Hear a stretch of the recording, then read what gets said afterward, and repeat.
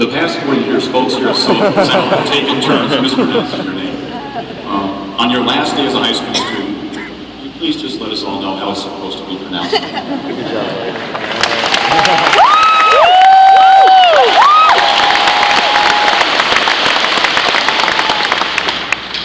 You know, I've been here for 4 years, and I guess I just haven't done anything special to have Mr. Claypool learn my name. Or he thinks I'm Brazilian.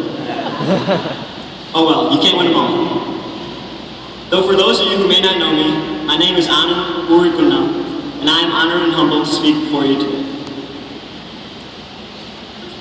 Principal Claypool, members of the Board of Education, Dr. Harris, teachers, parents and families of the graduates, and last and perhaps least of all, Wheaton South, class of 2015.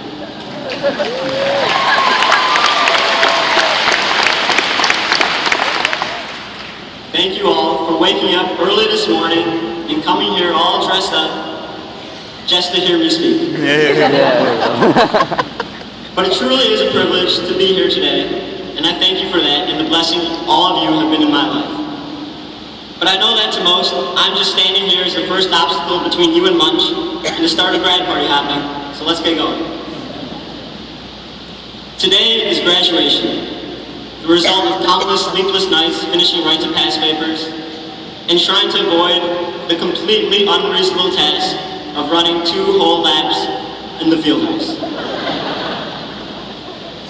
Some of us, I'm sure, are shocked at how fast the years flew by. Others probably have been waiting a long 4 years to finally leave this place. For a few super people here, it actually has been longer than 4 years.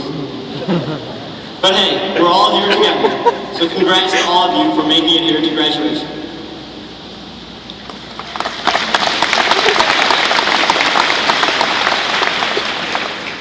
Four years ago, we began this journey together as freshmen.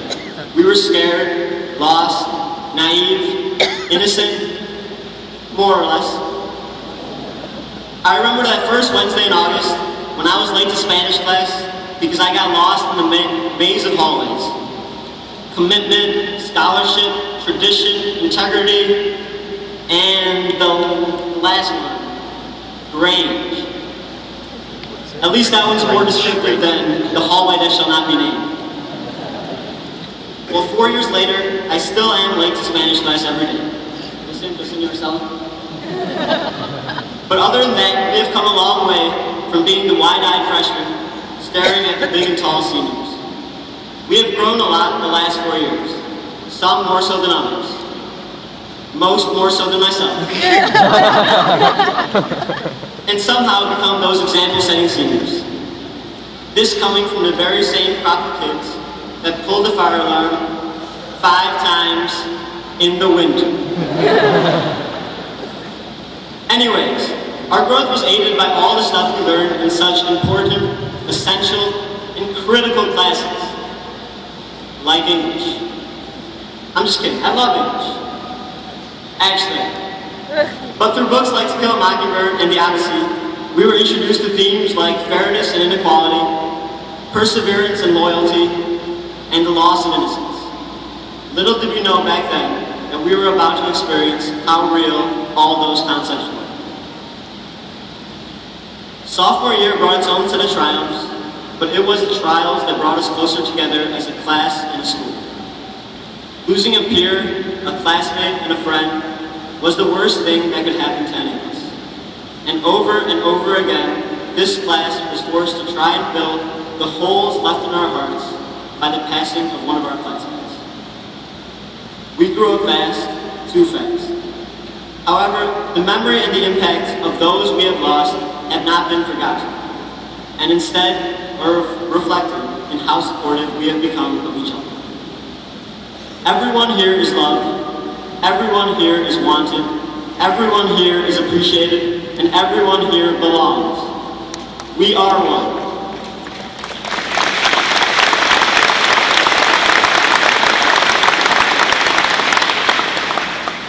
Even if you didn't get a t-shirt from Mr. Claypool saying so, each and every one of you, I hope, has found a community that will support your interests, will appreciate your personality, and love you for who you are. If If you haven't found that yet, let me give you a hint. Take a look to your left. Take a look to your right. All these people on stage here, and all those over there, and all these people sitting beside you, they are all here for you as much as for anyone else.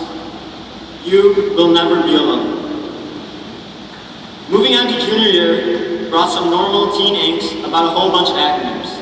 The ACT and ACLs, GPAs and GTL, the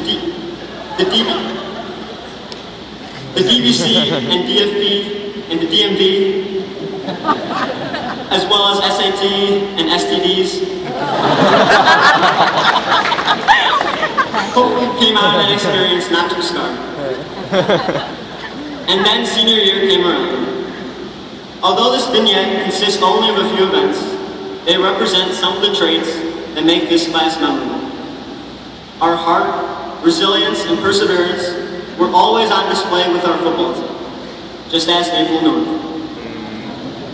Then we followed that up with a soon-to-become beloved tradition at South, the Tiger Hoedown.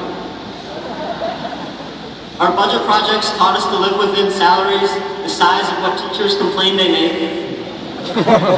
And we also never failed to show our generosity either when we raised tens of thousands of dollars and served the community through events like Relay for Life, the Holiday Drive, Volley for the Cure, Tiger Days of Caring, and countless others.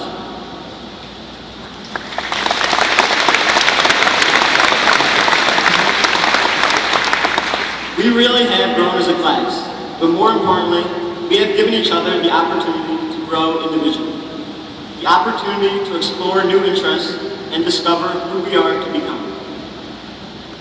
But today is commencement. The word suggests something new is beginning, and it is an apt time to look forward into the future.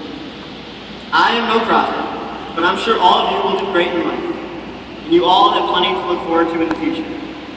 Yes, even those of us without any special tests. I can't tell you where to go from here, nor can anyone else, although I'm sure you'll get plenty of suggestions during awkward small talk at grad parties. But it is your future that awaits. I hope you make sure of that. It's time to take ownership of your life.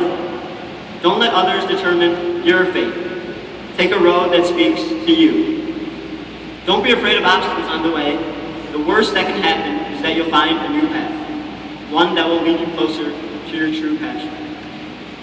To take some advice from Lewis Carroll, never imagine yourself not to be otherwise than what it might appear to others that what you were, might have been, was not otherwise than what you had been, would appear to them to be otherwise. Or as Holden Caulfield more simply put it, don't be a phony. Just be yourself and give others the chance to discover that for themselves as well. And that is important. That is what this class has done over the years, and that is what will make this class great. So commit yourself to something you can be proud of, something that means something to you. Let it be academics or athletics, music or theater, your community or your faith, your friends and your family. Be brave, accept challenges, and work hard. But do it in pursuit of something you love. In the end, awards will mean nothing, money will mean nothing, and fame will mean nothing, because they alone cannot fulfill you. You will remain hollow inside if you merely go chasing after these things. The people, the emotions, the memories of the journey, that's what you'll carry with all your life. And as long as that journey is directed towards something you love, you will have no regrets. You may never achieve some of your current goals that you have, but I'm sure along the way, there will be other dreams that come true. Leave the door open to new possibilities. Don't limit yourself now. You can do amazing things. Just make sure they are amazing to you. This is not just for yourself though. Do it for the people you love. Your parents haven't been supporting you the past 18 years to watch you live a life you hate. For your own sakes, I hope you listen to your heart. Your enthusiasm for life is the greatest gift you can give to this world. Look around you and don't be afraid. Don't be afraid of failure. All these people are with you here and can help pick you up whenever you need it. So go and play hockey if you want to. Go live in a monastery if you feel called to do so. Go volunteer at the homeless shelter. Go and cure cancer if you can. Go memorize digits upon useless digits of pi. Go live in California. Go live in Wheaton. Go teach kids who want to read good and want to learn to do other stuff good too. Go and serve our country. Go and serve the world. Now you may have looked at the title of my speech and thought I was making some lame Apple Maps. Head north at the North Pole. But that's exactly where you are in your life. Nobody has a map leading you to some buried happiness. Nobody, that is, except for you. You will have to choose what direction to take soon enough. And I hope you find your passion on that road, because that will make all the difference. Thank you.